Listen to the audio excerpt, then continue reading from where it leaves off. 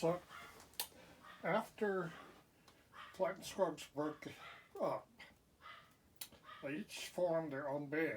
Now, Earl Scruggs formed a country rock band that happened to have a banjo in it with his sons, while Lester Flatt went back to the kind of stuff that he did in the early days of Flatt and Scruggs with a bluegrass band called the Nashville Grass.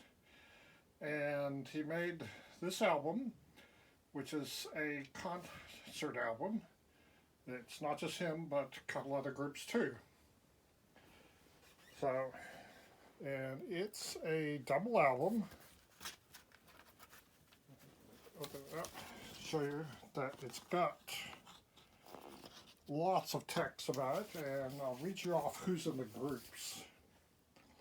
So, Lester Flatt and the Nashville Grass consists of Lester Flatt on rhythm guitar and vocals, Kenny Ingram on 5-string banjo and vocals, Clarence Tater Tail on fiddle, J.R. Curly Seckler on rhythm guitar and vocals, Marty Stewart on lead guitar and mandolin, Charlie Nixon on dobro, Jervis Pete Coram on bass and vocals.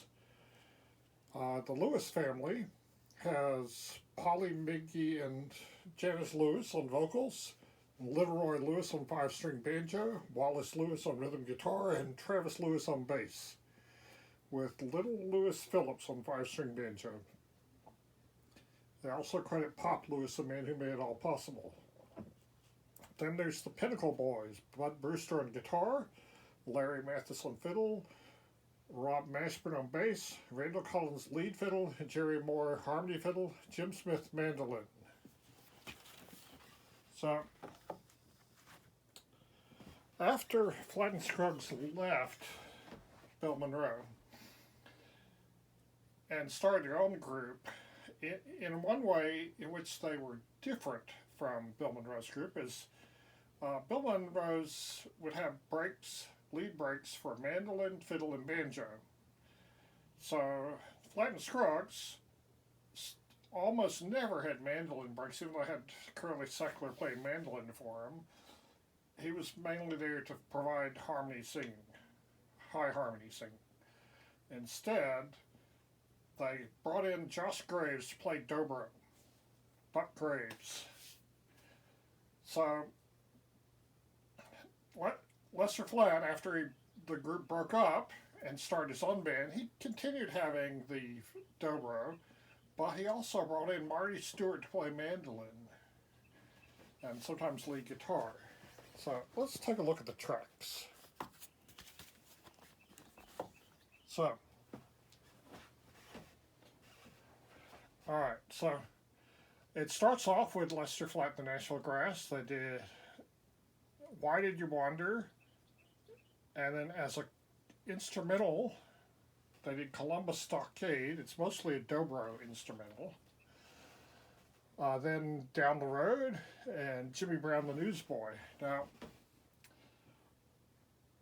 there's no credits, so I don't know, but I would guess that the lead guitar on Jimmy Brown the Newsboy was played by Earl Scruggs.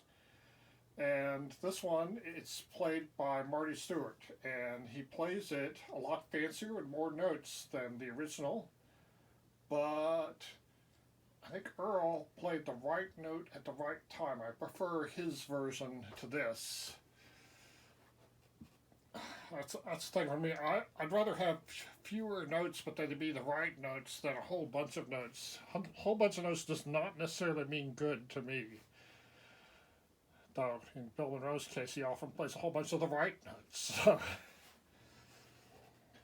So after Jimmy Brown the Newsboy is Before I Met You, and then Back into Birmingham, which Lester Flatt forgot the words to. So Marty Stewart had to help him, but then Marty Stewart forgot the words, but Lester remembered them. And then the Martha White theme, just the flower version of the Martha White theme. I used to watch or listen to the Grand Ole Opry, or at least the Martha White show, and I'd play the jingle with Flatt and Scruggs playing the jingle, but there was a biscuit theme, and there was also a cornbread theme. And the cornbread theme's not here, just the biscuit one. Okay, and then side two is still Lester Flatt and Nashville Grass doing Roll in My Sweet Baby's Arms and She's My Little Georgia Rose. Now, Roll in My Sweet Baby's Arms, written by Charlie Monroe, but it's well known for being a Flatt and Scruggs song. Now, after that, the Pinnacle Boys get on. This group has two fiddlers, and they start off with a medley. They do Without Stopping, Dolly Parton's Tennessee Mountain Home, followed by Panhandle Country, which is an instrumental that emphasizes fiddle, and then When I Stop Dreaming, which is a Louvin Brothers tune. Now, Panhandle Country is a Bill Monroe tune, in case you forgot from my last video. So they did a really good job with these three, and I thought that those three songs were the highlight of this whole album. And I've looked for them on Apple Music, and I was able to find the Pinnacle Boys, but not these three tracks. And after that, they do an instrumental called Georgia Cotton, and then a novelty song called The Ugly Girl. So side three is a double album, remember. Starts off with I Don't Love Nobody, which Marty Stewart does as a guitar instrumental. Yeah, so Bill Monroe's band, the instrumentals were almost always mandolin, fiddle, and banjo. Occasionally you might hear a guitar run here and there, or even a bass run, but for the most part, those were delegated to rhythm. But starting in the early 70s, late 60s, there were a lot of people who knew how to play lead guitar pretty good, and lead guitar started leaking into bluegrass, and here's one of those early examples of it. So after I Don't Know Love Nobody comes I Know What It Means to Be Lonesome, then We'll Meet Again, Sweetheart. And after that, they let the Lewis family come out. They sang Joshua, and then little Lewis, a 5-year-old child, played Wildwood Flower. I had been working on trying to learn banjo for 2 years at the point I first heard this. It was very disheartening to hear him play so well compared to what I was able to do after 2 years of study. Side 4 has back to Lester Flatt and the Nashville Grass. They sing Dim Lights, Thick Smoke, then Going Up Cripple Creek, then Till the End of the World Rolls Around, then Randy Lynn Rag, which is an instrumental emphasizing banjo, then Hot Corn, Cold Corn, then a spiritual, Get in Line Brother, and another one, Will the Circle Be Unbroken.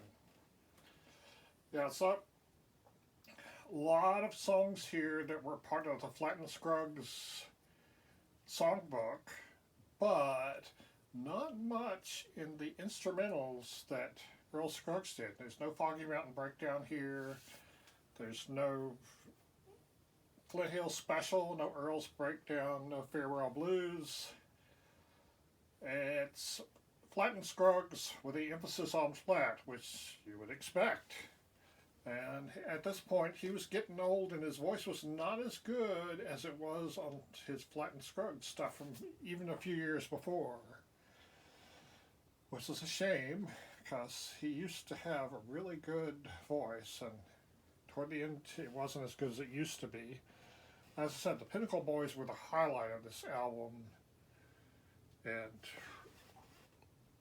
so they make this album worth getting. So I hope this is helpful.